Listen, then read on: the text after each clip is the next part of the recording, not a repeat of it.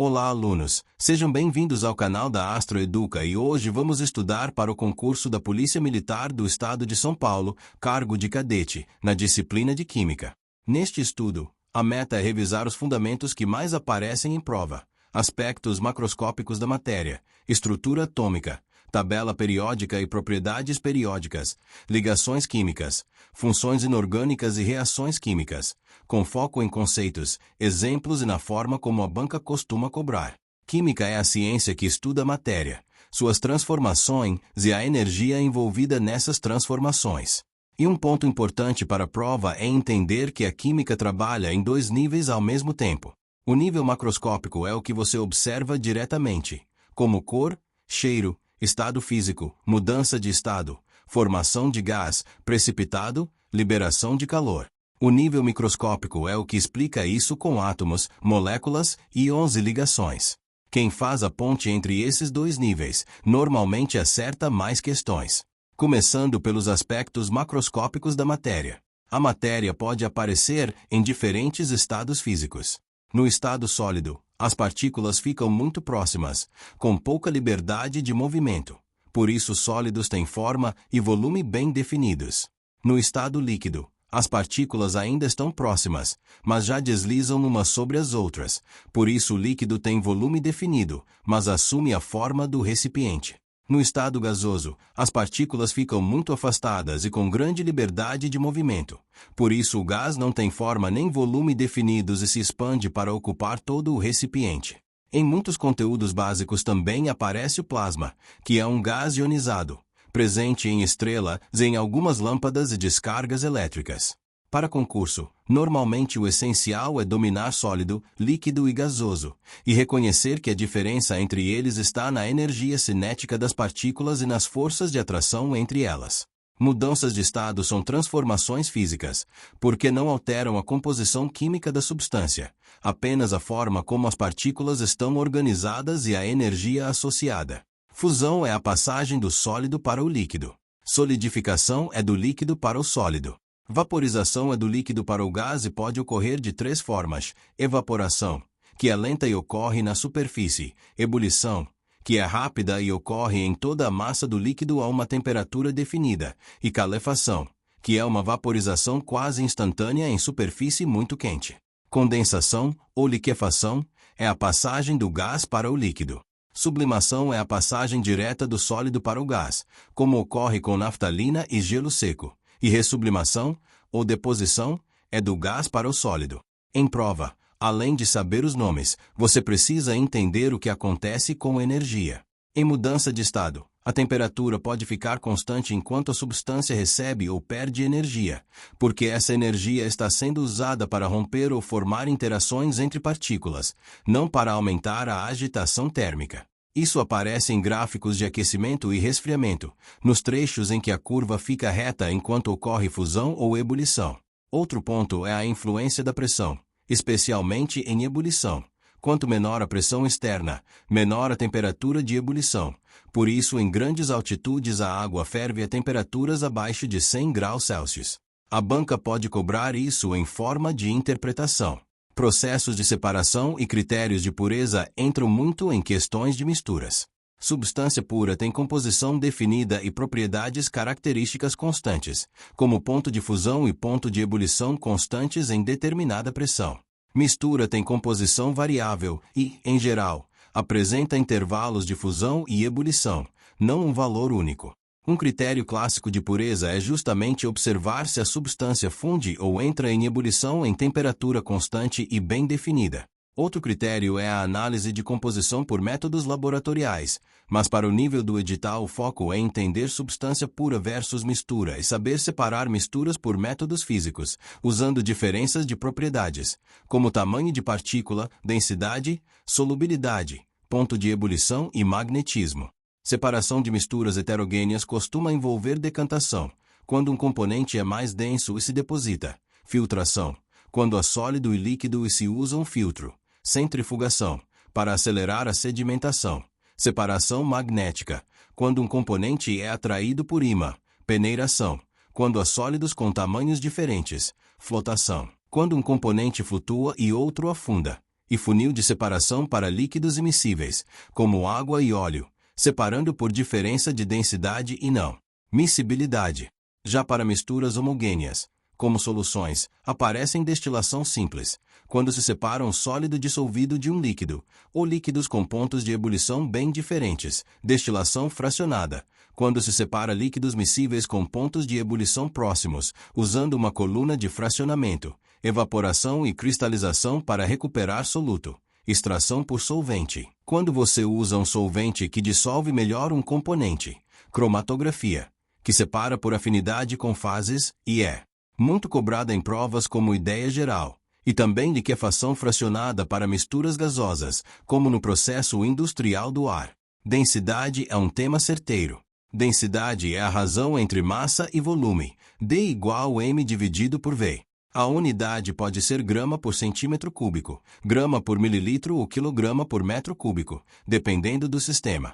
Em prova, densidade serve para identificar material, comparar flutuação e resolver problemas de mistura. Se um corpo tem densidade menor que a do líquido, ele tende a flutuar. Se for maior, tende a afundar. Também é importante lembrar que densidade pode variar com temperatura, especialmente em líquidos e gases, porque o volume muda com o aquecimento. A água tem uma particularidade próxima de 4 graus Celsius, mas, em geral, para a maioria das substâncias, quando a temperatura aumenta, o volume aumenta e a densidade diminui. Agora vamos para átomos e moléculas. O átomo tem um núcleo, onde ficam prótons e nêutrons, e uma eletrosfera, onde ficam elétrons. Próton tem carga positiva, elétron tem carga negativa e nêutron não tem carga. A massa do átomo está concentrada no núcleo, porque prótons e nêutrons são muito mais massivos do que elétrons. Um átomo neutro tem o mesmo número de prótons e elétrons. Se ele perde elétrons, vira cátion, com carga positiva. Se ganha elétrons, vira ânion, com carga negativa.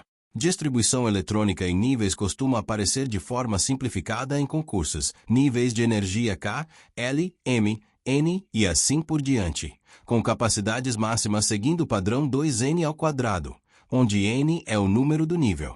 O que interessa em termos químicos é a camada de valência, ou seja, a camada mais externa ocupada, porque ela determina reatividade e tipo de ligação.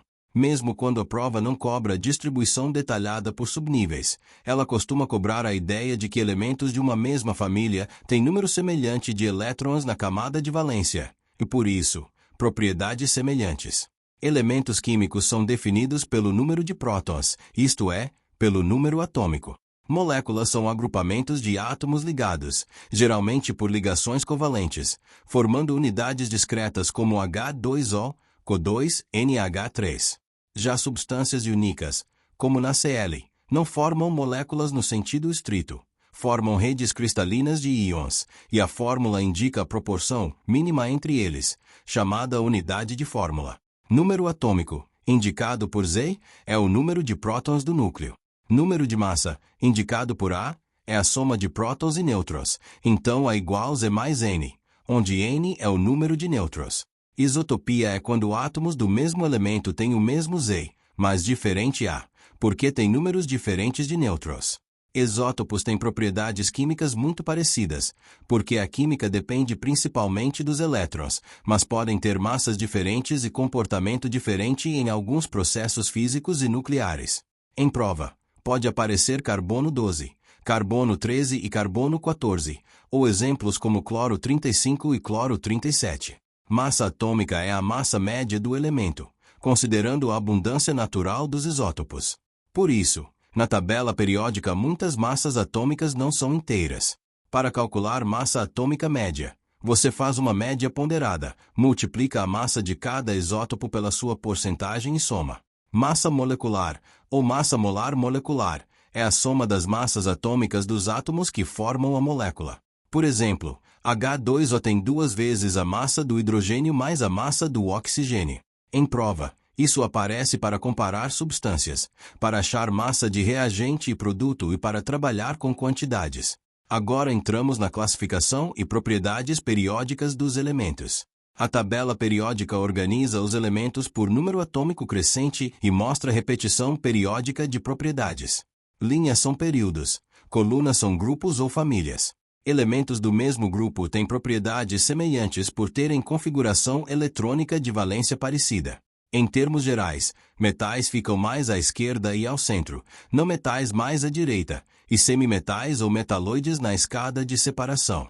Periodicidade das propriedades químicas envolve tendências ao longo da tabela.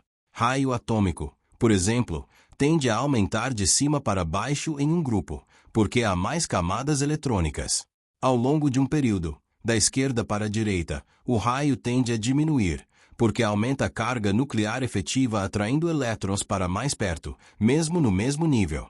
Energia de ionização, que é a energia necessária para arrancar um elétron de um átomo gasoso, tende a aumentar da esquerda para a direita e diminuir de cima para baixo, porque é mais fácil retirar elétron de átomos maiores e com menor atração. Eletronegatividade, que é a tendência de atrair elétrons numa ligação, aumenta da esquerda para a direita e diminui de cima para baixo. O flúor é o mais eletronegativo. Afinidade eletrônica e caráter metálico seguem tendências relacionadas. Caráter metálico aumenta para baixo e para a esquerda. Caráter não metálico aumenta para cima e para a direita. Em prova, a banca adora perguntas do tipo qual elemento é mais reativo como metal ou qual tem maior eletronegatividade e você resolve olhando posição na tabela e tendência periódica. Agora vamos para a ligação química, que explica por que átomos se unem. Ligação metálica ocorre entre átomos metálicos e é descrita pelo modelo do mar de elétrons. Os elétrons de valência ficam deslocalizados, circulando entre os cátions metálicos.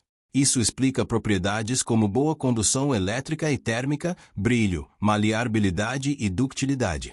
Em prova, se a questão falar em condução no estado sólido, maleabilidade e brilho, o caminho geralmente é ligação metálica. Ligação iônica ocorre, em geral, entre metal e não metal, com grande diferença de eletronegatividade. O metal tende a perder elétrons e vira cátion. O não metal tende a ganhar elétrons e vira ânion. A atração eletrostática entre cargas opostas forma um retículo cristalino. Substâncias únicas costumam ter altos pontos de fusão e ebulição. São sólidas à temperatura ambiente e conduzem eletricidade quando fundidas ou em solução aquosa, porque aí os íons podem se mover. No estado sólido, em geral não conduzem bem porque os íons estão presos na rede. Solubilidade em água é comum, mas não universal. Depende das interações. Ligação covalente ocorre, em geral, entre não metais, com compartilhamento de pares de elétrons. Pode ser simples, dupla ou tripla, conforme o número de pares compartilhados. A ligação covalente pode ser apolar, quando os átomos têm eletronegatividades semelhantes e compartilham de forma mais equilibrada, ou polar, quando a diferença de eletronegatividade e o compartilhamento é desigual, criando polos parciais. Essa polaridade influencia solubilidade e propriedades físicas. Em prova, uma ideia útil é semelhante dissolve semelhante. Substâncias polares tendem a dissolver em solventes polares, como água. Substâncias apolares tendem a dissolver em solventes apolares, como certos solventes orgânicos. Agora entramos nas funções inorgânicas, que organizam substâncias inorgânicas em grupos, óxidos, ácidos, bases e sais.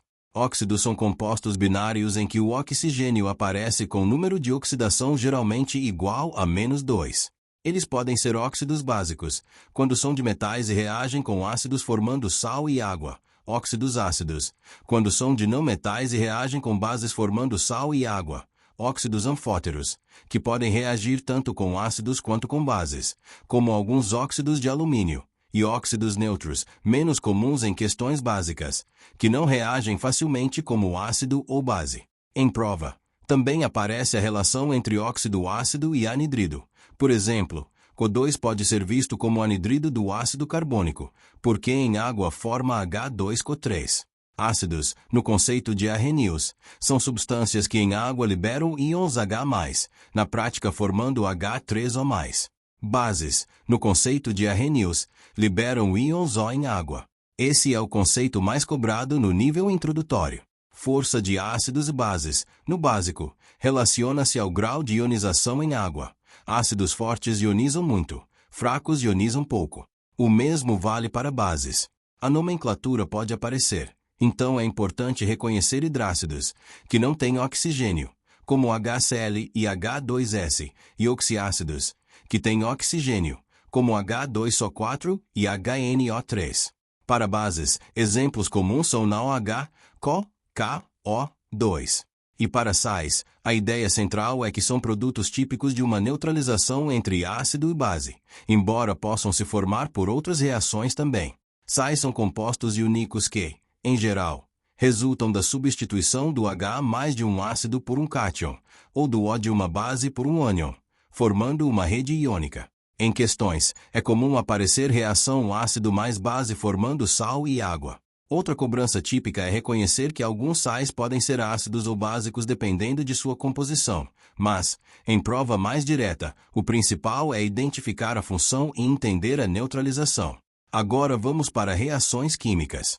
Transformação química é aquela que altera a composição da matéria, formando novas substâncias.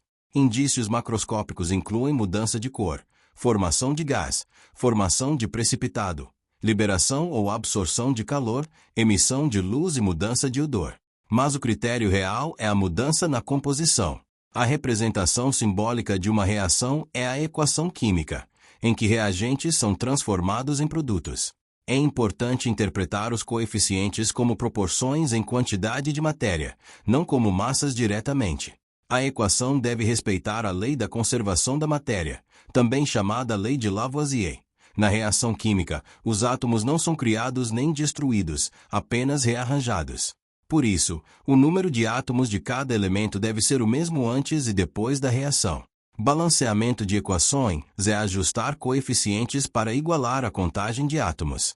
O método mais cobrado é o balanceamento por tentativa, também chamado inspeção. Uma estratégia eficiente é começar pelo elemento que aparece em menor variedade de compostos ou que aparece em um composto mais complexo. Ajuste coeficientes sem mexer nos índices, porque índice é parte da fórmula e mudar índice muda a substância. Depois confira todos os elementos. Deixe hidrogênio e oxigênio por último quando fizer sentido, porque eles aparecem muito em água e em vários compostos. Em reações de combustão, por exemplo, costuma-se balancear primeiro o carbono, depois o hidrogênio, e por fim o oxigênio. Lembrando que o oxigênio do 2 vem em pares, então às vezes aparece coeficiente fracionário no meio do processo e no fim você multiplica tudo para ficar inteiro. Um cuidado de prova é diferenciar equação balanceada de equação correta em estados físicos e condições. Às vezes, além dos coeficientes, aparecem estados físicos como sólido, líquido, gasoso e aquoso, além de condições como calor, catalisador ou luz. Isso não altera o balanceamento, mas pode ser cobrado como interpretação. Outro ponto é não confundir reação química com mudança de estado. Ferver água é mudança física. Continua H2O. Decompor água por eletrólise é reação química, formando H2 e o 2.